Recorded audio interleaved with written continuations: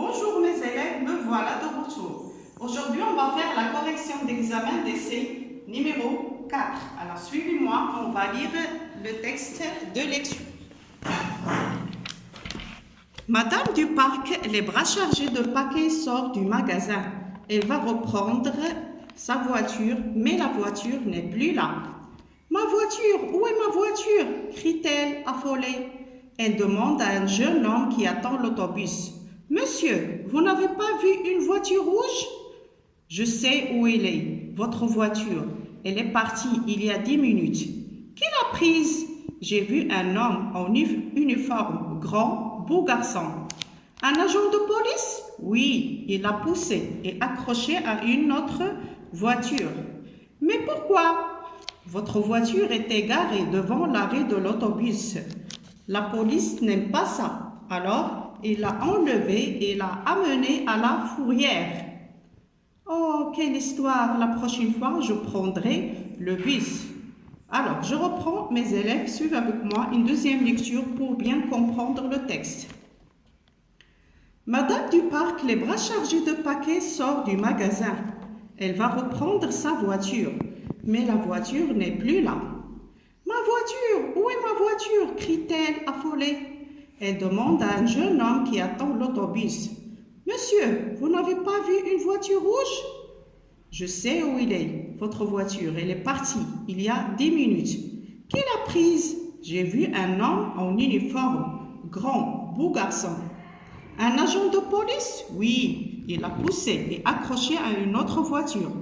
Mais pourquoi? Votre voiture était garée devant l'arrêt de l'autobus. La police n'aime pas ça, alors il l'a enlevée et l'a amenée à la fourrière. Oh, quelle histoire! La prochaine fois, je prendrai le bus. Alors, mes chers élèves, lisez bien ce texte 2 fois, 3 fois pour bien comprendre. J'espère que vous avez bien lu le texte pour bien comprendre et répondre aux questions de compréhension. Alors, la première question de compréhension, c'est donne un titre à ce texte. Alors, le titre doit être en relation avec le texte. Alors, moi, j'ai choisi ici soit le respect du code de la route, soit la surprise. Vous choisissez un titre convenable qui a une relation avec le texte. Alors, la deuxième question, c'est le titre est tiré de quelle revue? Alors, j'ai dit toujours, on regarde la référence comme on a vu dans l'examen d'essai numéro 3, qui se trouve soit en bas, soit en haut, où on trouve le titre du texte, ou bien on trouve aussi le nom de l'auteur, on trouve la revue, ou bien le livre dont on a extrait le texte. Et on trouve aussi parfois l'édition. Alors, le titre est tiré de la revue qui s'appelle Le Français dans le monde. Vous allez trouver ça dans la référence qui se trouve en bas du texte. Deuxième question. Quel est le genre de ce texte? Alors ici, le genre, on ne parle pas de type de texte, non, le genre. Alors, ce texte, c'est un dialogue. Alors, soit on trouve un dialogue, ou bien un texte, ou bien un poème, ou bien, alors le genre, c'est un dialogue, ou bien un récit. Voilà. Alors, qui dialogue ici? Ceux qui dialoguent sont Madame du parc et un jeune homme. Ce sont les deux personnages de ce dialogue. Voilà. La phrase qui suit, c'est « Pourquoi Madame du parc s'est affolée ?» Alors, s'est affolée, ça veut dire qu'elle est devenue folle.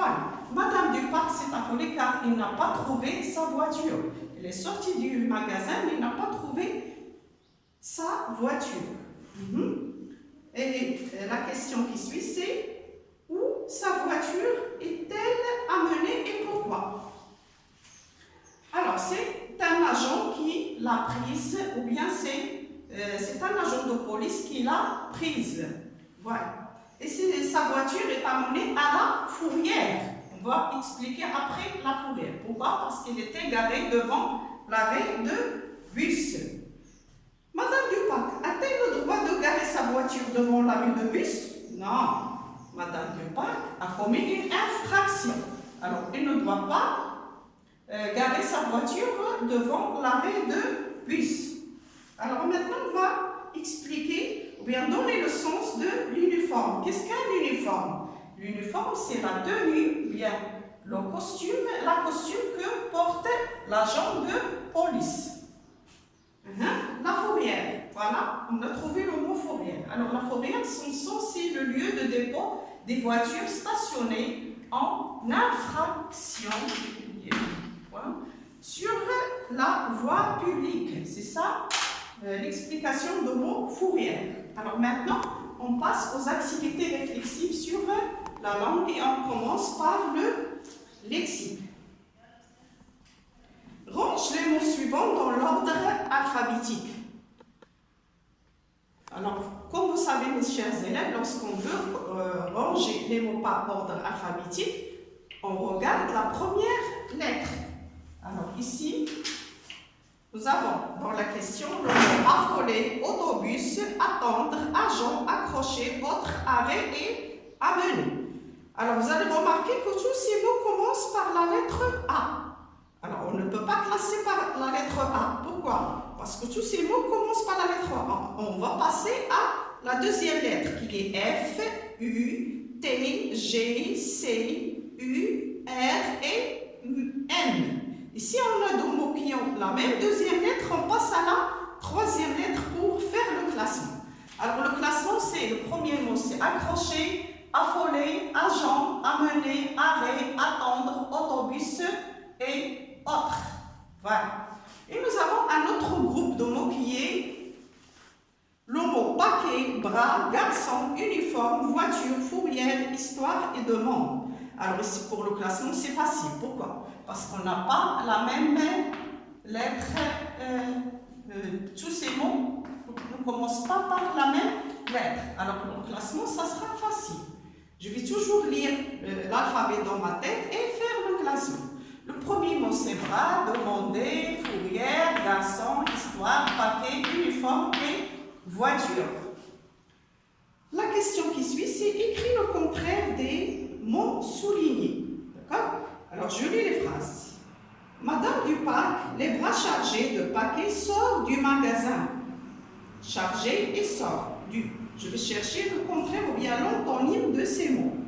L'antonyme de mot chargé, c'est déchargé, puisque j'ai ajouté ici un préfixe pour indiquer le contraire.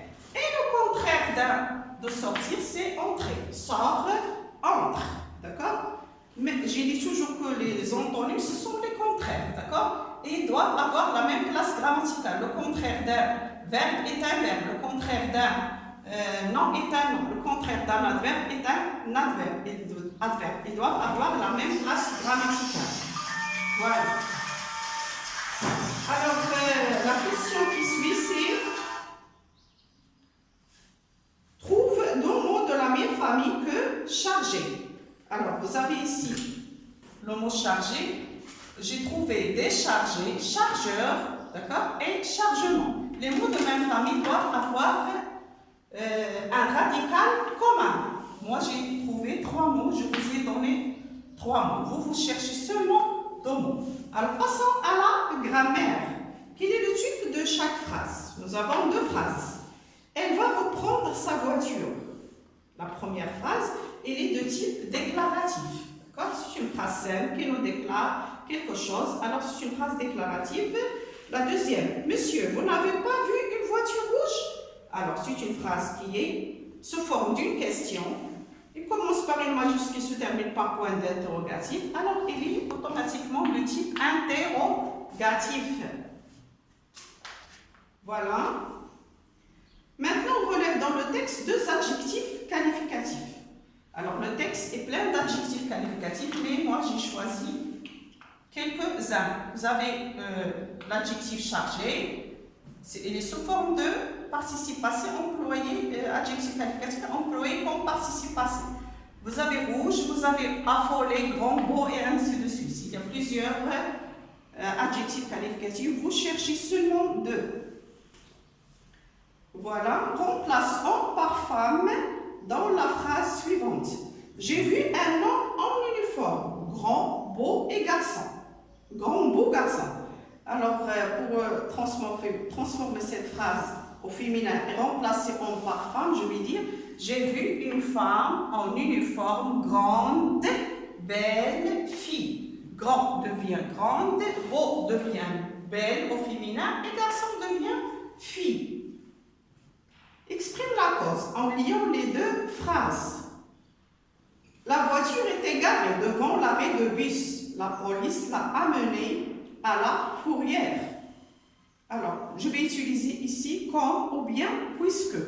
Comme la voiture était garée devant l'arrêt de bus, d'autobus, la police l'a amenée. Ou bien, puisque la voiture était garée devant l'arrêt de l'autobus, la police l'a amenée. Ou bien, car, d'accord? La police a amené par exemple la voiture car elle était garée devant l'arrêt de bus. Ou bien parce que. Alors, vous choisissez ce qui est convenable. La page ou bien la question qui suit, c'est mets la phrase à la forme affirmative. D'accord? La phrase ici est à la forme négative.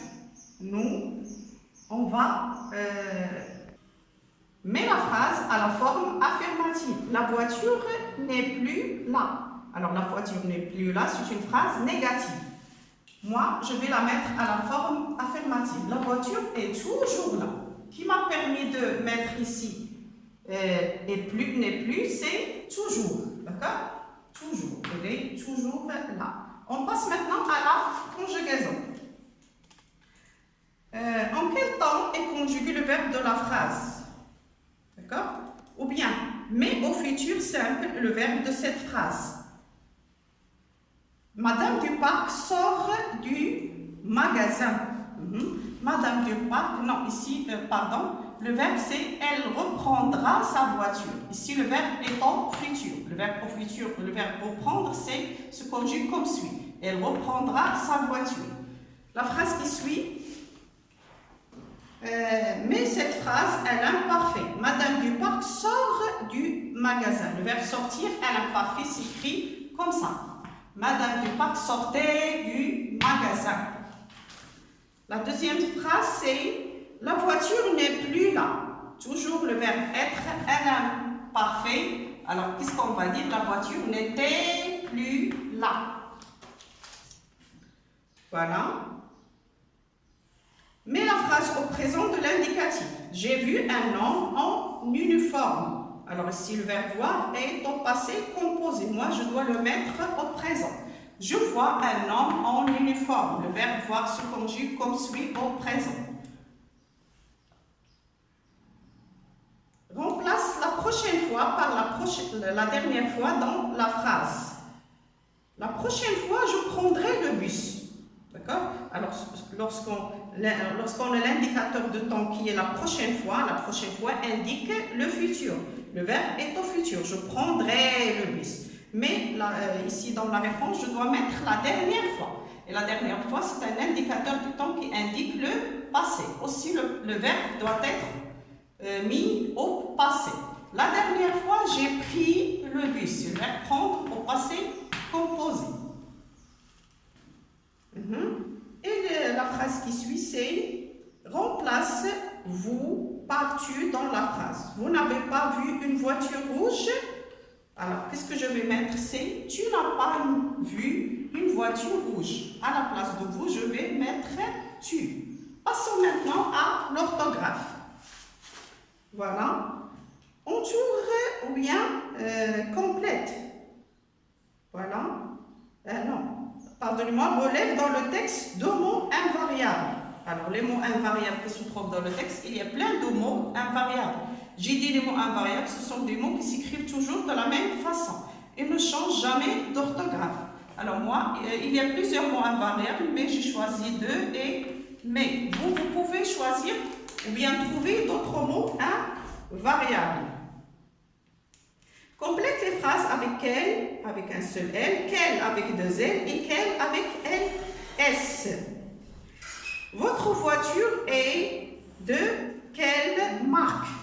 Alors, puisque ici le mot marque est au féminin singulier, quel aussi est au féminin singulier. À quelle heure vous l'avez garé? Heure le mot heure qui suit quel est au féminin singulier. Aussi quel est au féminin singulier avec deux L, E. Elle était garée à quel endroit? Alors ici, puisque le mot endroit est au masculin singulier, le mot quel aussi est au masculin singulier avec un seul L. Alors voilà, mes chers élèves, j'ai terminé la correction d'aujourd'hui. Alors après, je vais vous expliquer l'expression écrite. Au revoir, c'est tout pour aujourd'hui.